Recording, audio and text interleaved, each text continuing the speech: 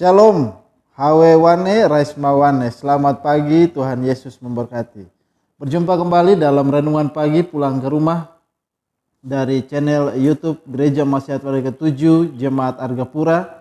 Hari ini, hari Kamis, tanggal 15 Oktober, kita menyambung akan pembahasan kita di sepanjang bulan Oktober tentang Yesus Kristus Imam Besar kita. Hari ini berjudul Masa Pemeriksaan.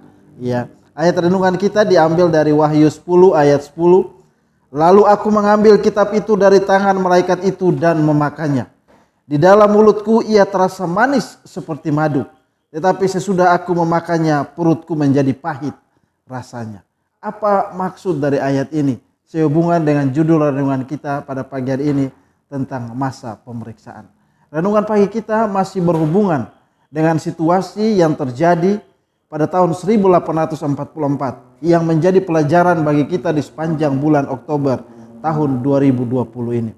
Di mana renungan pagi kita melalui pena inspirasi yang ditulis oleh hamba Tuhan Nyonya Ellen G. White yang merupakan salah satu saksi mata di tahun 1844. Bagaimana ia menyaksikan pergerakan Advent. Umat-umat yang menjadi bagian dari pergerakan Advent itu mengalami yang namanya kekecewaan besar. Ia menulis dalam buku Alfa dan Omega jilid 8 halaman 451 dan 452. Demikian bunyinya. Akan tetapi Kristus masih mengantarai demi kepentingan manusia dan terang akan diberikan kepada mereka yang mencarinya. Walaupun pada mulanya hal ini tidak dimengerti oleh orang Advent, tetapi kemudian menjadi jelas pada waktu ayat-ayat Alkitab yang menjelaskan kedudukan mereka yang sebenarnya mulai dibukakan di hadapan mereka. Kalau kita ingat pada kemarin disampaikan bahwa ada ribuan umat-umat yang menjadi bagian dari pergerakan Advent pada tahun 1844. Ya, mereka dengan sukacita menantikan kedatangan Yesus yang kedua kali.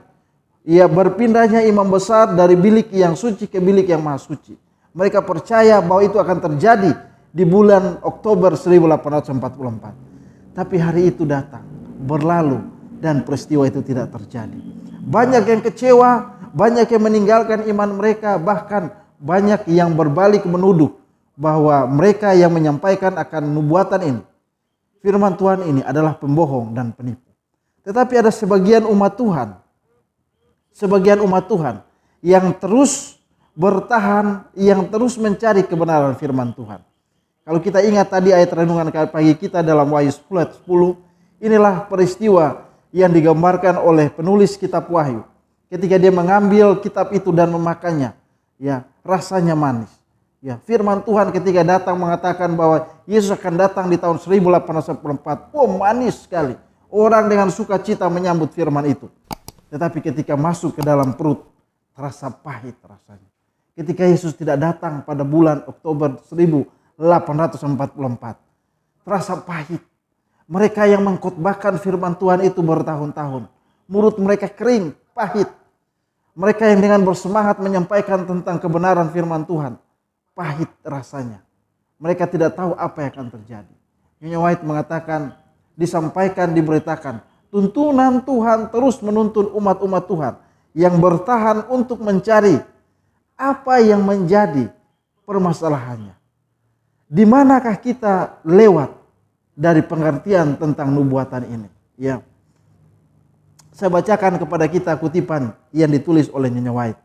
Berlalunya waktu pada tahun 1844 telah diikuti oleh masa pencobaan besar bagi mereka yang masih memegang kepercayaan kepada kedatangan Kristus yang kedua kali. Pencobaan yang besar bagi mereka yang percaya bahwa Yesus Kristus pasti akan datang kembali untuk kali yang kedua. Satu-satunya yang melegakan sejauh yang menyangkut penegasan kedudukan mereka yang benar ialah terang yang mengarahkan pikiran mereka ke tempat kudus di surga di atas. Beberapa orang meninggalkan imannya mengenai perhitungan-perhitungan nubuatan sebelumnya dan menganggap kekuatan manusia atau agen-agen iblis memengaruhi kuasa Roh Kudus yang telah membantu pergerakan Advent. Golongan lain berpegang teguh bahwa Tuhan telah menuntun mereka dalam pengalaman-pengalaman mereka di masa lalu. Dan sementara mereka menunggu, berjaga-jaga dan berdoa untuk mengetahui kehendak Allah, mereka melihat bahwa imam besar mereka telah memasuki pekerjaan pelayanan lain. Dan dengan mengikutinya oleh iman, mereka telah dituntut untuk melihat juga pekerjaan akhir gereja. Mereka mempunyai pengertian yang lebih jelas mengenai pekabaran malaikat yang pertama dan malaikat yang kedua, dan bersedia menerima dan memberikannya kepada dunia ini amaran yang sesungguh-sungguh dari malaikat yang ketiga dalam Wahyu 14. Jemaat Tuhan yang saya kasih, ketika umat Tuhan yang menjadi bagian dari pergerakan Advent di tahun 1844, banyak yang menjadi kecewa. Banyak yang mengatakan bahwa apa yang disampaikan ini telah dipengaruhi oleh iblis sehingga terjadi begitu banyak kesalahan yang membuat kekecewaan. Tetapi ada sebagian kecil yang tetap percaya sebagaimana tadi kita sampaikan. Ya. Mereka terus menyelidiki firman Tuhan dan yakin dan percaya bahwa ada kebenaran yang ingin Tuhan sampaikan kepada mereka. Ketika mereka menemukan bahwa situasi itu benar terjadi, tetapi tempatnya yang tidak tepat, yaitu bahwa peristiwa imam besar mereka itu berpindah dari bilik yang suci ke bilik yang maha suci terjadi di dalam kerajaan surga. Mereka terus menggali. Sedikit menyinggung di dalam renungan pagi kita bahwa mereka menemukan kebenaran yang lain terkait dengan pekabaran 3 malaikat di dalam Wahyu 14. Nantinya akan terus dibahas tentang pekabaran 3 malaikat ini, baik malaikat yang pertama, kedua, dan ketiga. Tetapi pada pagi hari ini, poin yang ingin ditekankan kepada kita, bahwa ketika kita bertahan, terus bertahan di dalam kehidupan kita pada saat sekarang ini, maka pelajaran dari tahun 1844 menjadi pelajaran yang baik bagi kita. Kita bisa menemukan bahwa pada waktu itu, sebagaimana judul renungan kita pada pagi hari ini, masa pemeriksaan.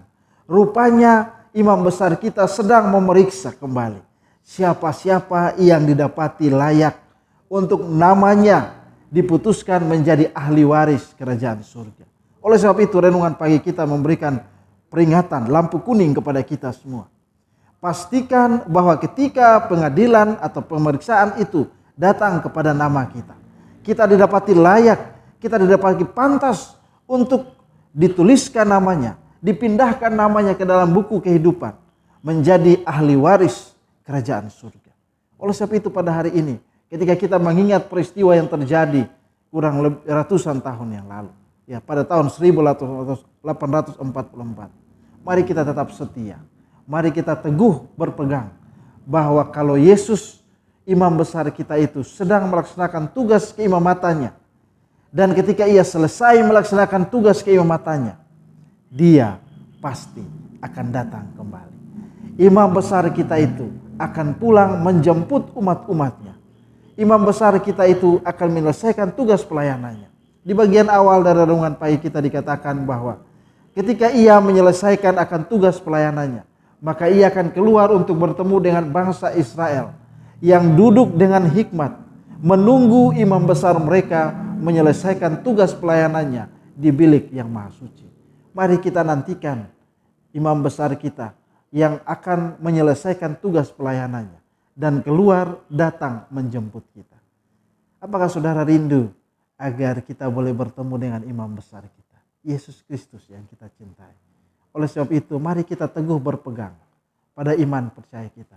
Mari kita tetap percaya bahwa Yesus pasti akan datang kembali. Inilah doa dan harapan saya di pagi hari ini. Kemanapun kita akan melangkahkan kaki kita, kemanapun kita akan melakukan tugas aktivitas kita, mari tetap membawa di dalam ingatan kita, Yesus pasti akan datang kembali. Oleh sebab itu, mari tetap setia kepada Yesus. Bapak Ibu jemaat Tuhan yang saya kasihi, kiranya firman Tuhan di pagi hari ini menjadi berkat bagi kita, menjadi bekal bagi kita ketika kita keluar dari rumah, melaksanakan tugas pekerjaan pelayanan kita, kemanapun kita pergi. Sebelum kita melanjutkan akan aktivitas kita di hari bekerja kita, saya ajak umat Tuhan, mari kita tundukkan kepala kita dimanapun kita berada dan kita berdoa. Bapa di dalam kerajaan surga, hamba berdoa untuk umat-umat Tuhan yang sedang menantikan kedatangan-Mu yang kedua kali ya Bapa.